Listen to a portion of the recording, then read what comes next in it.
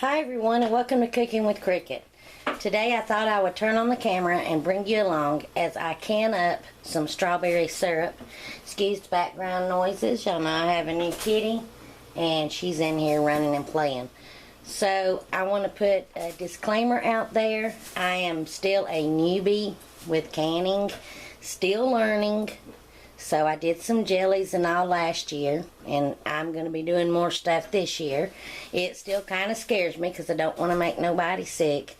So please do not follow along. Do not, do this recipe yourself. I'm just bringing you along.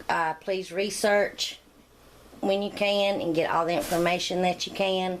I've got this recipe out of Better Homes and Gardens Complete Canning Guide. So I have 3.5 pounds of fresh strawberries that I'm going to hull and wash, and then I'll bring you back. I have my water bath canner going. I have everything that's going to be used with canning, the jars and everything. I've washed them real good. I've got them in there sterilizing, and anything that's going to touch the berries I have sterilized. So, okay, I washed and hulled my strawberries very good. So now we're going to add half of them to our big old pan. We're going to take our potato masher and we're going to mash these. And once we get these mashed, we're going to add the rest and mash those. Now I'm adding the rest and going to mash those.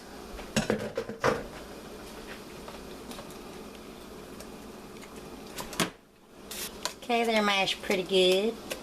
I probably could have gotten out my new immersion blender and just whizzed them up in that, but maybe next time. Now I'm going to add 2 cups of water. We're going to bring this up to the boil. When it comes up to the boil, we're going to reduce the heat and let it simmer for 5 minutes. Alright, I know the lighting's not good at my table, and I'm sorry for that, but I have me a big old bowl with a colander that we're going to use 100% cotton cheesecloth, and we're going to double it.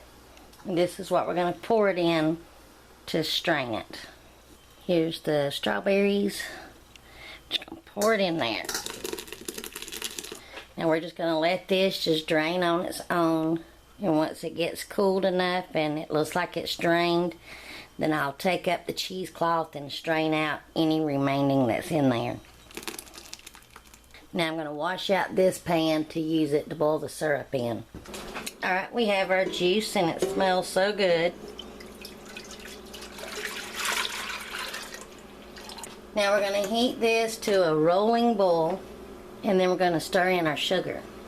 I'm going to skim off just a little bit of that foam. Okay, once this gets to a good rolling boil, we will add our 3 cups of sugar. Okay, that's good. I can't stir it down. Now I'm adding my 3 cups of sugar. And now we're going to stir that in. And we want this to have a moderate boil for 20 to 30 minutes. Or until it's the consistency of warmed maple syrup. So I'm not going to leave it on high, but probably like a medium high. Medium to medium high. And you want to stir it occasionally so it doesn't stick. Now in my water bath canner, it's already boiling. I've washed my jars and my rings and my lids, and always make sure you use the new seal lids, and wash them real good in warm soapy water. And now I have them in my water bath canner sterilizing, and they've been in there this whole time. Alright, we're coming back up to the boil. Now I'm going to turn it down to like a medium high and start my timer. I'll go 30 minutes, but even at 20 minutes, if it's ready, I can go ahead and turn it off. And be careful and don't let it boil over. And I will probably skim off some more of the foam. I don't know if the pat of butter trick will work with this like it does with jellies. so I'm not going to try it because it doesn't even say that in the book. Alright, all my sugar has melted, and as you can see, the level has went down. And this is the boil that I want it at. Now my book says it makes 3 half-pint jars, but I always wash extra and sterilize just in case. Alright, I don't know if you could tell, but the boiling of it has changed. So we should be almost there. Now let me apologize. Over here in my kitchen is so small. So I'm going to show me filling up 1 jar. But, and I'll try to get it all in the shot. But it's going to be really hard. And excuse the fan. It is so hot in here that I have to turn it on. But we're almost there. We got about 10 more minutes. Okay, we're ready. I'm removing the lid. I'm removing the lid from my canner. And let me set the racks up. We're using half-pint jars. And excuse me if I get in front of the camera. I have all of this sterilized.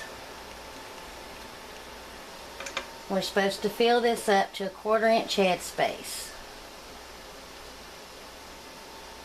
And the syrup has thickened up nicely.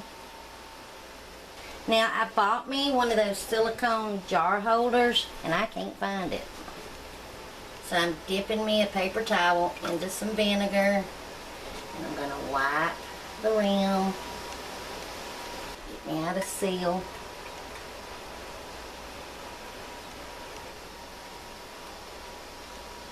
We're going to do it fingertip tight. And then back in the canner this one will go. I actually got 4 of the half-pints, but I put 2 of the 4-ounce jars. I did 3 half-pints and 2 of the 4-ounce. So you start your timing once the water comes back up to a rolling boil. We're going to process these for 5 minutes. So time your 5 minutes once it comes back up to a good rolling boil. Well, I am.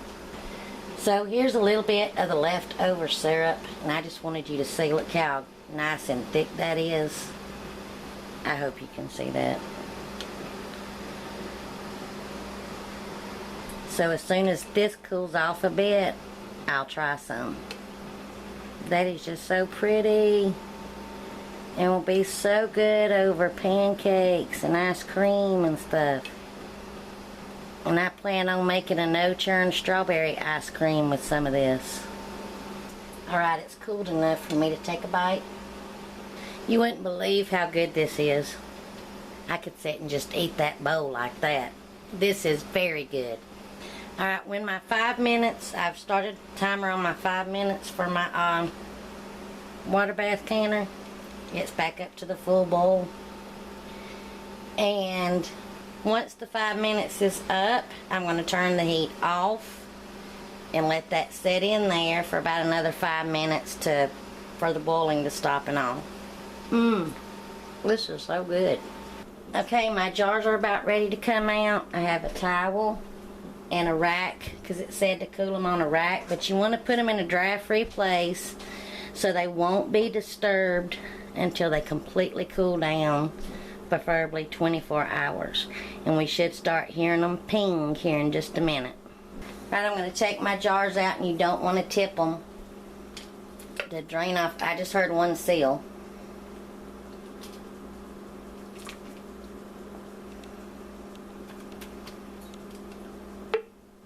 I just heard another one seal. I just heard that one seal. So that's good, and excuse the paper towels that's falling down. Okay, they're sealing. I hope you could hear that. So I'm even going to cover, just loosely put a light towel over the top of them and just let them chill out for hours and hours until they completely cool down. Then once they do, I will check the seals, make sure that they've all sealed. If one of them didn't seal, I'll go ahead and just put it in my refrigerator and use it right away. But once they've sealed, I will remove the bands, wash the jars, and then label them and store them. So thanks for watching. And remember, please do your own research when canning, because I am still a newbie, but I am loving it, and this syrup just turned out beautiful. Let me see if I can show you again now that it's cooled a little bit. Look at that. Nice and thick, and it tastes wonderful. And I have another syrup planned. If you'd like for me to turn on the camera and show you that one, just let me know. Thanks for watching. Please give me a thumbs up if you like the video. Comment, because I do love hearing from you. Please subscribe and hit that notification bell so you won't miss any more of my videos. And until my next video, I hope you enjoy. Love y'all. Bye.